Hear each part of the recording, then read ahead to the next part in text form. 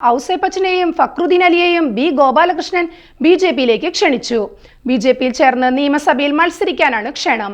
ബി.ജെ.പിക്കൊപ്പം അണിചേരണമെന്ന് ഔസേപ്പച്ചനോടും Fakhruddin അലിയോടും B Gopalakrishnan പറഞ്ഞു. വാതിൽ തുറന്നിട്ടിരിക്കുകയാണ്. നിങ്ങൾ കളങ്കമില്ലാത്ത ആളുകളാണ്. ജനങ്ങളെ സേവിക്കാൻ പറ്റിയ ആളുകളാണ്.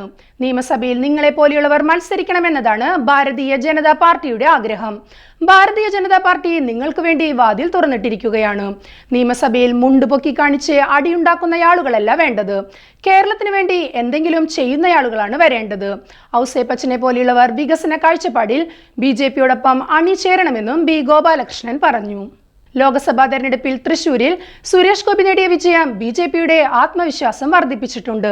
രണ്ടാം പിണറായി സർക്കാരിനെതിരായ വികാരവും കോൺഗ്രസിലെ ഗ്രൂപ്പ് പോരും ബി.ജെ.പിയിലേക്ക് സംസ്ഥാനത്തെ ജനതയെ അടുപ്പിക്കുമെന്ന കണക്ക് കൂട്ടലിലാണ് നേതൃത്വം. കേന്ദ്ര സർക്കാരിന്റെ വികസന പദ്ധതികൾ സംസ്ഥാനത്തിന് തടസ്സമില്ലാതെ ലഭ്യമാകണമെങ്കിൽ ബി.ജെ.പിക്ക് വളക്കൂറുള്ള മണ്ണാണ് കേരളമെന്ന് ബോധ്യപ്പെടണം.